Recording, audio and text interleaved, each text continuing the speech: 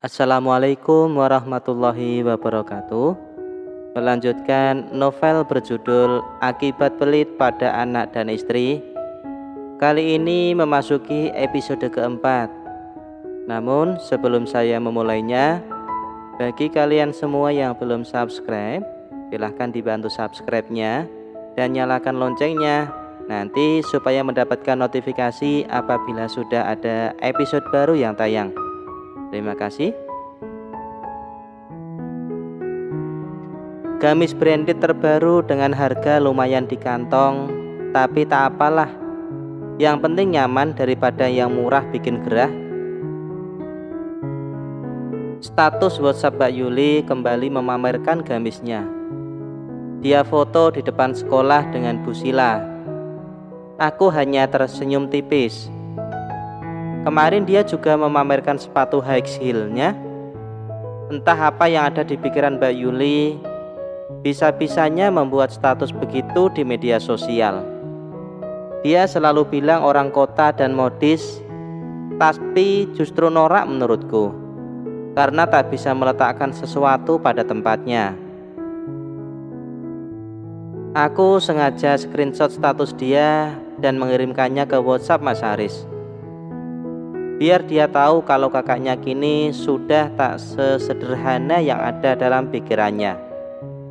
Dia sudah berubah, tak seperti kakak yang dulu membesarkannya penuh cinta dan keringat luka. Buat apa kamu mengusik status Mbak Yuli? Kamu iri karena dia punya banyak tas dan sepatu branded, sedangkan kamu nggak punya. Dia jualan online, Wita. Jika Mas Danu tak memberinya uang pun dia masih bisa membeli keperluannya sendiri.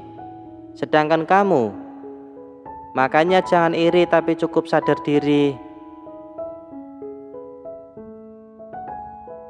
Balasan Mas Aris cukup membuat hatiku berdenyut nyeri. Padahal dulu dia sendiri yang memintaku fokus di rumah, mengurus Zahra dan rumah karena dia tak suka rumah berantakan, apalagi dengan alasan anak. Selama ini aku juga tak diizinkannya cari duit sendiri dengan alasan itu adalah kewajibannya sebagai suami.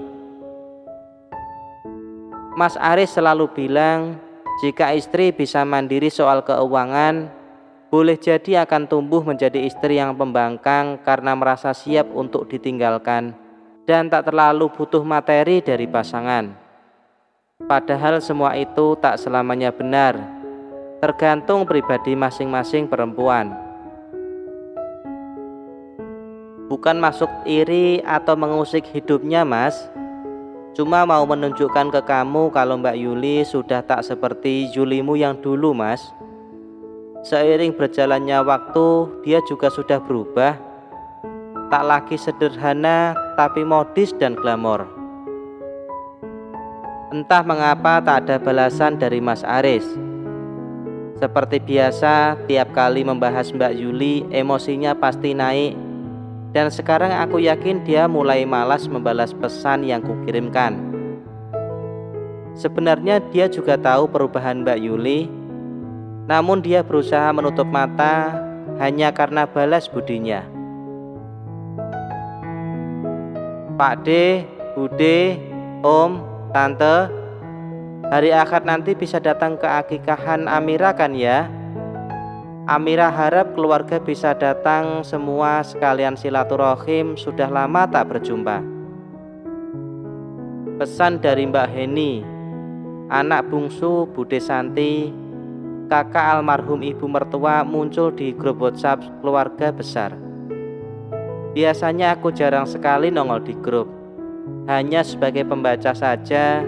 Namun sepertinya kali ini aku harus ikut komen, karena rencananya hari Sabtu nanti aku ajak Zahra pulang ke rumah ibu.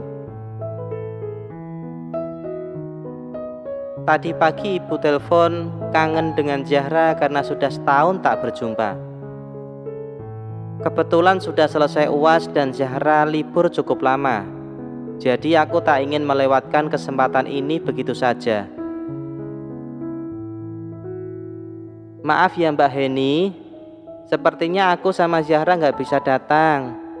Rencananya kami ingin mudik. Sudah setahun gak mudik. Ibu kangen sama cucu sematawayangnya. Sekali lagi aku minta maaf ya. Kukirimkan komentar di grup WhatsApp keluarga besar itu. Henny seumuran denganku, namun dia berpendidikan tinggi dan berkecukupan. Berbeda denganku yang hanya lulus SMA, itu pun kejar paket. Sekolahku putus di tengah jalan saat kelas 2 SMA karena tak memiliki biaya lagi. Memilih bekerja membantu ibu mencari biaya untuk mengamputasi kaki bapak karena kecelakaan. Maaf ya Wit, aku gak mengundang kamu kok. Jadi tak perlu minta maaf begitu. Santai saja. Aku cuma ngundang Aris. Itu pun kalau dia gak sibuk kerja dan mau datang. Lagi pula biasanya kamu gak pernah muncul di grup. Tumben sekali muncul di sini. Kubaca sekali lagi balasan Mbak Henny. Teganya dia membalas seperti itu di grup keluarga, yang mana banyak sekali penghuninya. Anak-anak Bude Santi dan Bibi Sarah semua ada di grup itu. Malu, itu pasti karena aku tak pernah dianggap ada. Tapi tak harus menghinaku seperti itu kan? Aku juga memiliki hati dan rasa. Grup mendadak ramai karena balasanku dan jawaban Mbak Henny barusan. Banyak di antara penghuninya yang mengirimkan emotikon tertawa. Bahkan Mbak Yuli sengaja memberikan komentar yang makin membuatku sakit hati. Syukurin, sekarang kamu sadar kan Wit? Keluarga besar juga nggak ada yang suka sama kamu, apalagi aku. Makanya tahu diri. Perempuan kampung dan miskin macam kamu memang gak pantas berada di keluarga besar kita. Aku juga heran, kenapa dulu Aris bisa jatuh cinta sama kamu yang hanya menjadi benalu? Air mataku menetik seketika. Dipermalukan keluarga sendiri rasanya memang luar biasa sakitnya. Apalagi dalam grup itu rata-rata sama saja, pandai menghina. Hanya Mbak Ningsih, anak pertama Bisarah yang biasanya membelaku. Namun saat ini dia memang sedang sakit stroke, jadi jarang banget mengintip grup keluarga. Mungkin fokus dengan latihan berjalan dan kesembuhan kakinya. Bukan aku yang benalu, tapi kamu Mbak Yul. Kamu yang selalu minta duit tiap minggu pada Mas Aris untuk memenuhi ambisi sosialitamu. Aku memang miskin, tapi gak pernah memblokir orang yang sudah memberikan pinjaman padaku. Oh ya, jangan lupa bayar cicilan gamismu di tempat Mbak Indri. Baru saja dia memintaku untuk menagihkan kreditanmu yang belum lunas sejak 3 bulan lalu. Gegas kukirimkan balasan itu di sana. Grup kembali heboh dan riuh. Keluarga besar pasti sangat kaget saat kuceritakan tentang kreditan gamis milik Mbak Yuli. Dia yang selalu tampil glamor dan sosialita itu ternyata hanya perempuan biasa yang demen kreditan. Bahkan selalu banyak alasan bila ditagih pemiliknya. Beneran Yul? Jadi gamis dan sepatu branded yang selama ini kamu pamerkan itu kredit belum lunas? Balasan dari Mbak Henny tampak begitu kaget dan gak percaya. Begitu pula dengan Mbak Desi yang hanya mengirimkan emotikon kaget di sana. 3 anak Budi Santi ikut nimbrung, begitu pula 2 anak Bibi Sarah. Semua saling timpal menimpali, rata-rata gak ada yang percaya dengan ucapanku, karena sandiwara Mbak Yuli memang luar biasa pintarnya. Jangan ada yang percaya deh, si Wita memang tukang bikin huru hara dan fitnah belaka. Mbak Yuli masih saja membela diri. Ku screenshot saja cerita Mbak Indri barusan lalu mengirimkannya ke grup. Tak selang lama setelah kukirimkan screenshot itu, Mbak Yuli mengirimkan pesan padaku. Dia ngomel tak karuan di sana, bahkan mengumpat dan menyumpahiku segala. Benar-benar gak pantas disebut kakak ipar. Dia pikir aku akan diam saja mendapat hinaannya di grup keluarga besar. Selama ini mungkin iya, Tapi sekarang gak akan lagi. Aku akan melawan. Sudah, kita satu keluarga. Jangan sampai terpecah belah begini. Kalau Aris tahu juga repot nanti. Buruan hapus komentarmu, Hen. Yuli juga hapus semua. Kasihan Wita. Bagaimanapun masa lalunya, dia tetap bagian dari keluarga kita.